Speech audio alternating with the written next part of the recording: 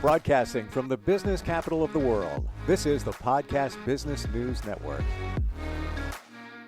And welcome back, everybody. Big challenge in our society these days, and that is companies keeping employees. Many of them, it's almost an epidemic from what I'm hearing, but quiet quitting, where they pretty much have checked out. They show up, they do their job, the minimum, collect their pay, and then they're kind of done with it. And they're always looking for the other opportunity.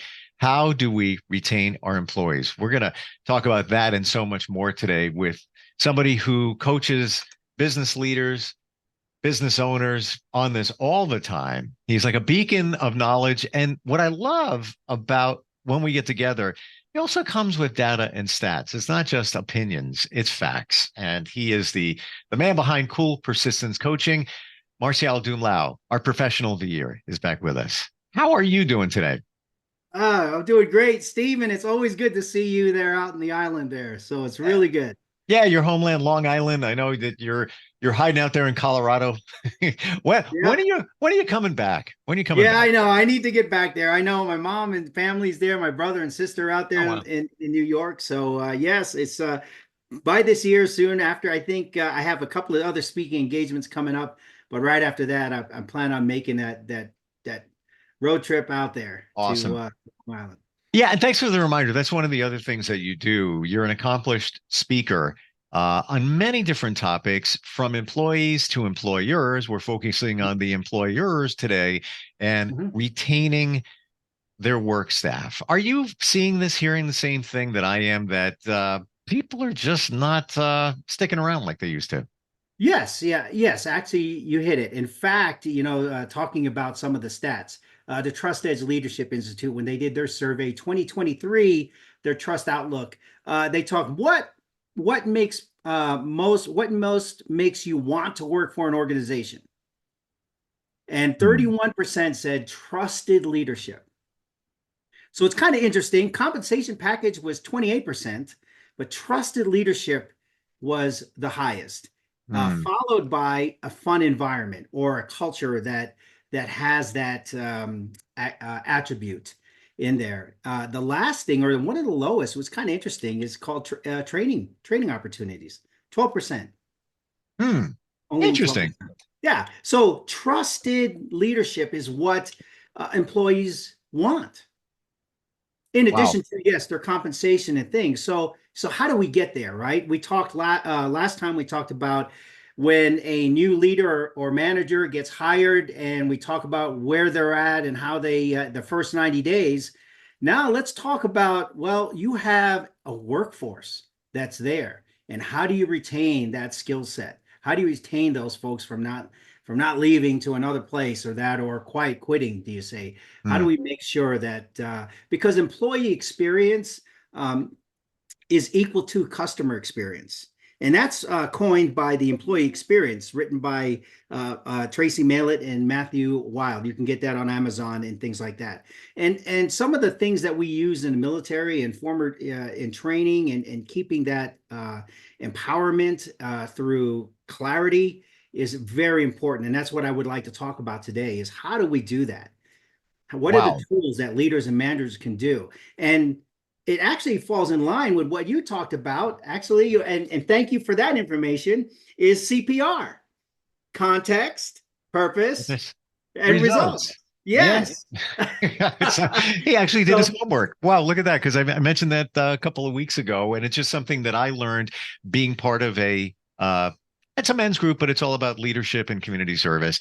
And everything we do is connected to a CPR. And I'll just side note, if you Google it, you got to search a little deeper, because obviously CPR, the life-saving technique, is always going to come up. This is an assignment within the group, heavy one. Wait for it. Do a CPR on how you want your life to go to the end of life. Wow. So it's going to take a while to figure that out. The purpose, the results, the context within. I haven't even started. I don't even know where to start with that one. That's a deep one. I'm fascinated, though, when we talk about what employees want. Compensation is considerably lower on the list. Kind of an Yeah, eye opener. it is. It's kind of it is. It's an eye opener. They trust actually is easier to build when actually you're working in person. And so what happens? We have challenges because now we have remote work, we have hybrid work environments. Sometimes we're just not the in the office anymore. We have a very agile and remote workforce. And so now, how do you build that trust when you do have remote and hybrid environments? And I think that's what they're looking for. They meaning our employees, our team, actually. They're our team. And I think if we can have that first mindset is that we're part of a team. Mm. Right. Once we get that, it's almost like when you watch like the basketball, right? I know East Coast, so the Boston Celtics are doing really well. Yeah, you got really great stars in every basketball team. The thing is, they have to operate as a team, not just individually. You know, you need to trust that you have a team as well, because Yes. anybody can say, yeah, team, get together, let's do this, work on this project. You have to feel it and trust. And it's interesting. I've always thought that trust was big. Like, you need to trust in your employer and Mm-hmm. the organization, Mm-hmm. but it's much bigger than I thought based on the credible stats that you just pulled up. Wow. Yeah, yeah. So the first one for that is called, we call that in their book, The Employee Experience. They talk about employee alignment, and I talk a little bit about alignment, and we use what we the tool in the Trust as Leadership pillar called clarity. Similar again to context, purpose, results. What's that clarity? See, so what's the expectation of your team and your colleagues? Mm. Sometimes it's not, so it's not clear, and people Yeah. distrust the ambiguous, right? And the overly complex. So when things are just too complex and there's no results of what you're looking for, the exact vision, it's like, what is this product, or what's this service, or what's this outcome that we want to see? If that's not clear, then obviously there is no clarity, and people distrust the workforce or distrust the environment. And remember that employees don't leave organizations, they leave because they do not trust their leaders or managers. Mm. It's so true. Uh, Expectations is so important, I believe, as well. Mm-hmm. Even the individual employee expectations, because if your supervisor, boss, owner keeps coming to you and saying, "Hey, Marcia, I need you to take care of that." 3 days Uh-huh. later, hey, yeah, can you take care of that as well?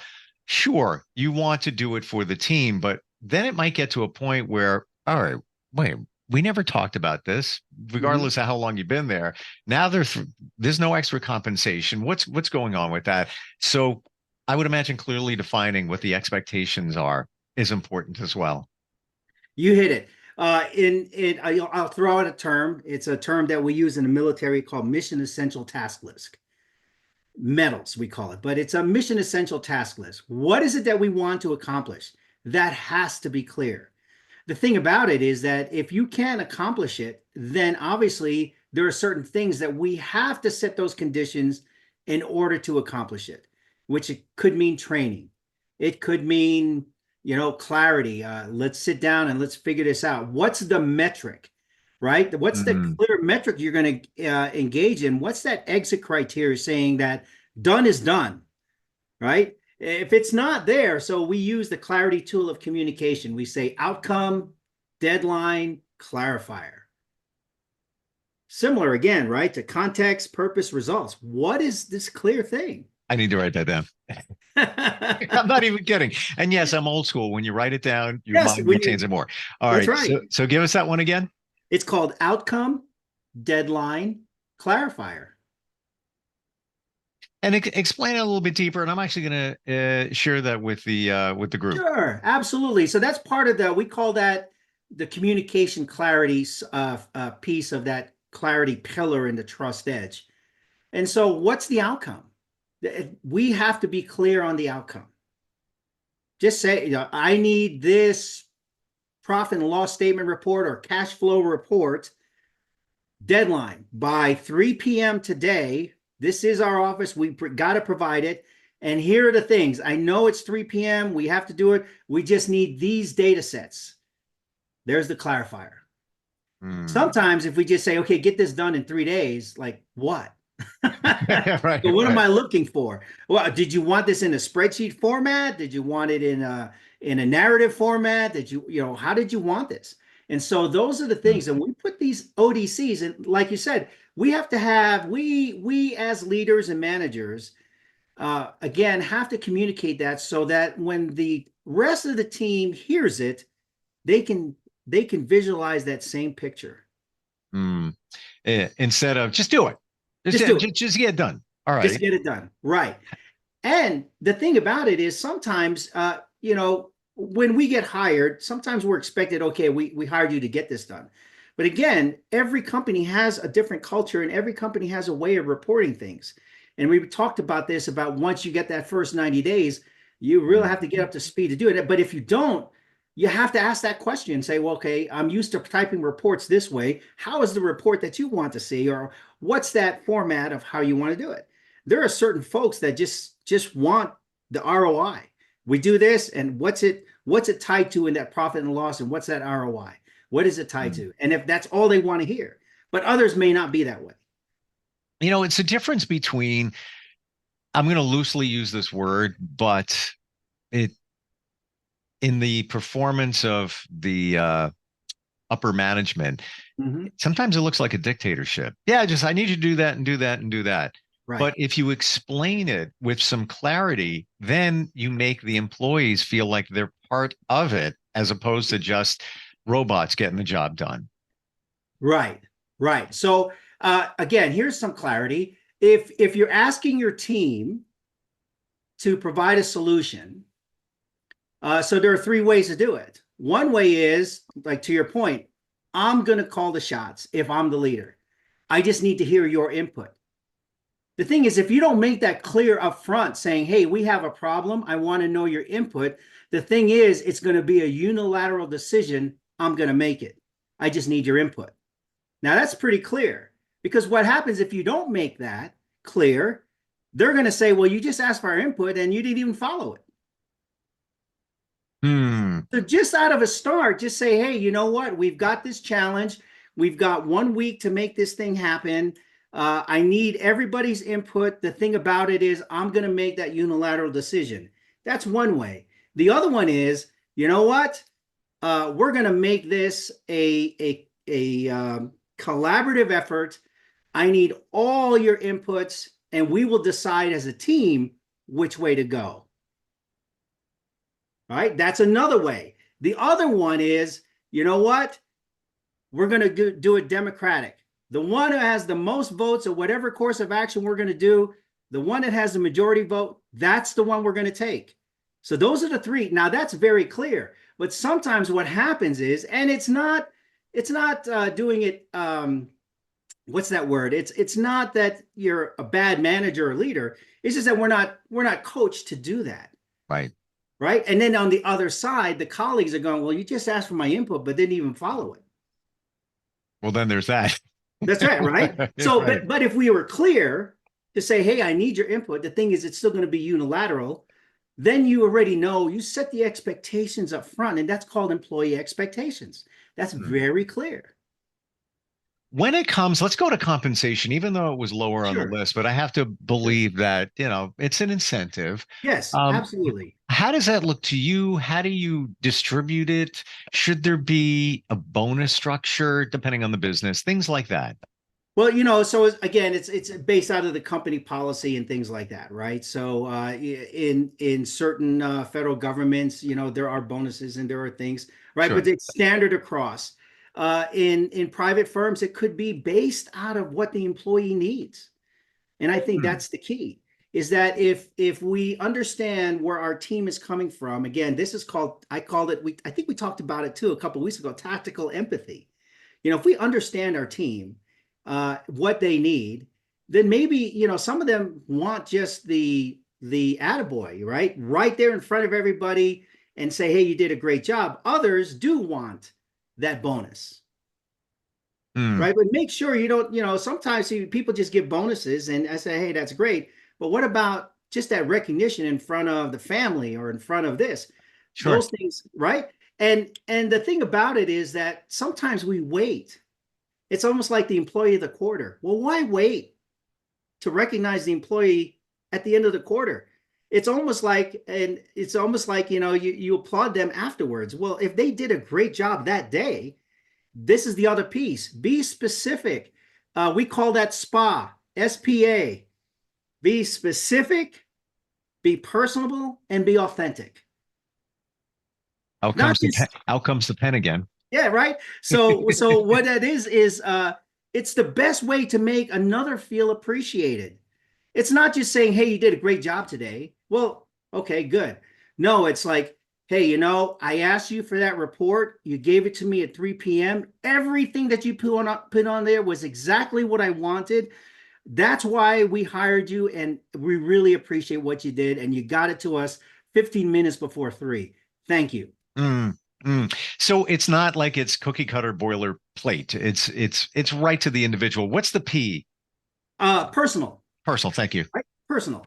So specific, personal, authentic. We Thank you. call that the SPA method. That's part of the compassion pillar. The Mm, other one we talked about too was laws: to listen, appreciate, wake up, and serve selflessly, or be of service.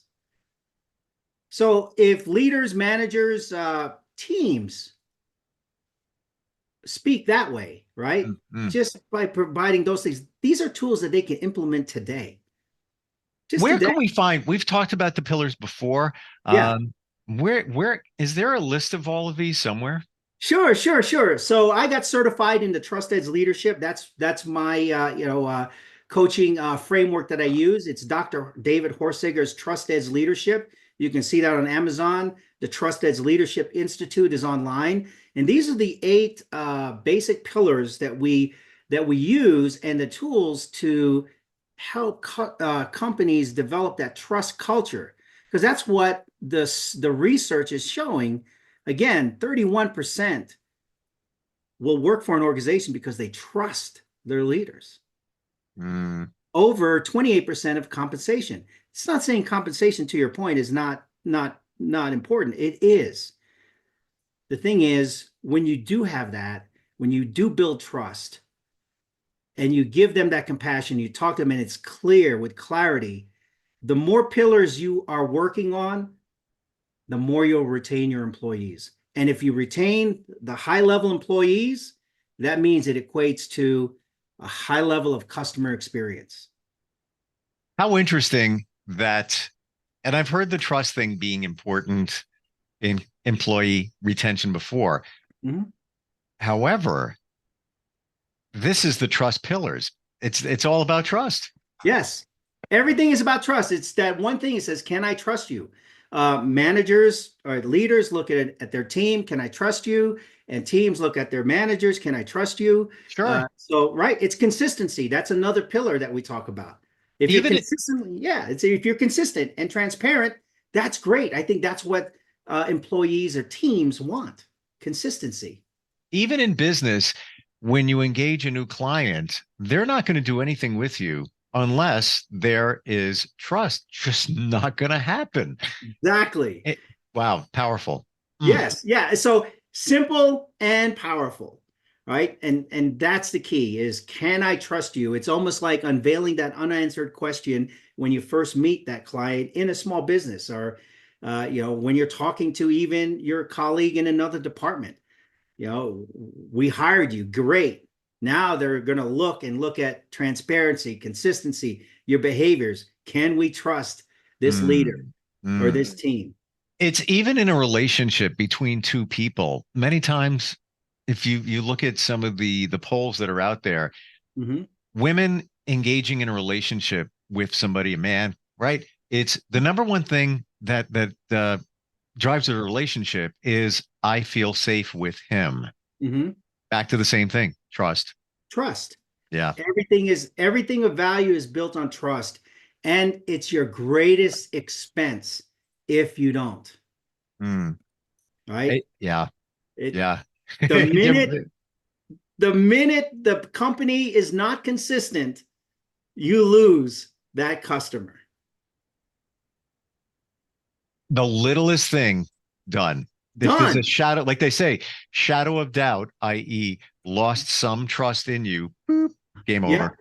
that's right. And so what happens is that in order to rebuild that trust, the research shows that it's the commitment pillar that we have to work on to rebuild trust. Are you willing to stand through adversity? How committed are you? Hmm. Yeah, and that's the other part there too. It's not it's a relationship between the employer and the employees, and Mhm. sometimes when things get a little tough, you have to weather the storm, and then that commitment comes in there. Uh, Real briefly, I want to go back to the pillars of trust. The Okay. things that we're mentioning today, the spa, the laws, and all of that, are Mhm. they pillars? Are those considered the Those are pillars, actually the tools the of tools? the trust pillars. So, for example, we talked about ODC, outcome deadline clarifier. That's in the clarity pillar, Gotcha. right? Okay. The compassion pillar has these tools, laws and SPA. The consistency is actually the accountability. And so that's that we call it the six steps of accountability. But it's when we look at accountability, what does that mean? Right? It's you got to have a clear goal, right? You got to know what that outcome is. It's just like your CPR method. It's amazing. And then it's what's that clear metric? What is that you're going to know that you're done? Done Yeah. is done. Measurability? How do you measure? Measurability, right? And then you check in. There's a clear check in, meaning when we delegate doesn't mean forget about it. Delegate means that, yes, I am the team leader. I'm still accountable. The thing is, we have this thing. You're part of this. Did you complete that task? Let's check in. Give me the good, the bad, and the ugly. If we're not making it, that's okay. As long as you check in. Back to the men's group here, because there's so many parallels. The Mhm. first thing we do whenever we meet once a week is the check-in. And Yes. the check-in is you give your name, even though we know our names, Mhm. and it's actually only your last name to honor your father, whether you were Mhm. good with him or not. Um, the day you graduated, we have a special weekend that we do. Who sponsored you? And 1 to 10, how you feeling today? And if Yes. somebody comes in with 7 or below, then we dig in. Well, what's going on? We're checking in here. What's happening with you? That's it, right? So Yeah, it's okay to do that. It's not, again, not something where it's not micromanaging. So it's actually just bring them in and doing that future look and saying, okay, where are we at? Do you need exactly. help? Are there obstacles that I need to help you remove?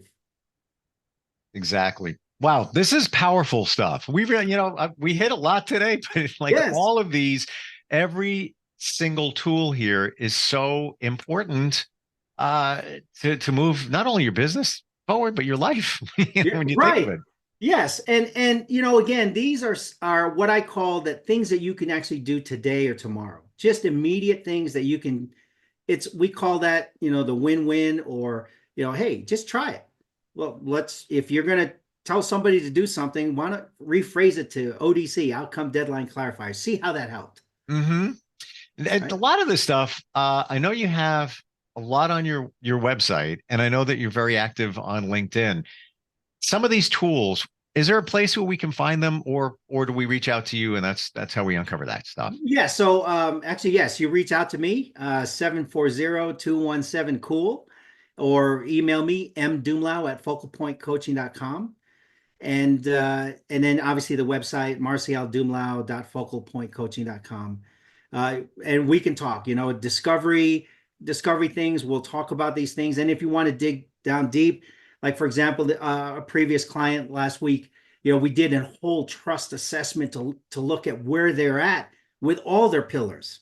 All Wow. right. And then we can go ahead and pinpoint, and what I call in the military precision strike. Let's work on these. Obviously, you have a choice of doing that, whatever you want to focus on. But, I will recommend, based out of how you answer these assessments, maybe we need to work on clarity. And that's usually what I'm seeing a lot of, mostly, is that clarity is one of those pillars that we need to work on the most. I can't believe you said that word, because that has been my word in a lot of what I've been doing and dealing with, and others, even this group. Mm-hmm. Clarity. We need clarity. What on everything, but the expectations, just laser it. Let's go. Let's get it. Yeah, you're amazing with your clarity. You really are, Marsh. Thank you. Good stuff. You, it's such a pleasure talking with you. You too. And I just want to share with everybody, it's M and last name spelled Dumlao, correct? Correct. Mm-hmm. Got it. And that's at focalpointcoaching.com. Awesome. Thank you for today. Looking forward next time we get together. All right, Steve. Take care. Have a great one. You too. All right. Are you looking for even more of the podcasts and hosts that you love? The Podcast Business News Network is proud to announce that you now have even more ways to listen live. Check out the MyTuner Radio, online radio box, and Simple Radio apps on iOS and Android, or find us online. Search for Business News Network on mytuner-radio.com, or search Podcast Business News Network on streama.com and onlineradiobox.com/US. Take your podcast on the go and don't miss a minute of the action.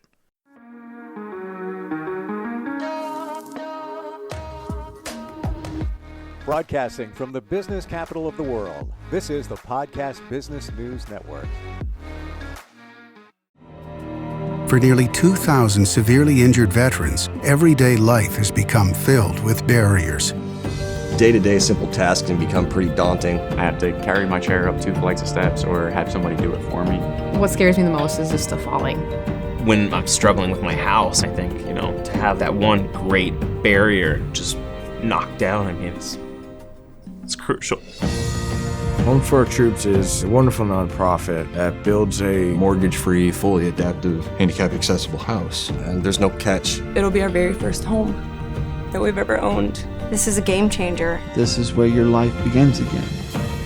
We need you to join us in completing this important mission. Please visit hfotusa.org and help build homes and rebuild lives. Because of you, everything's going to be okay.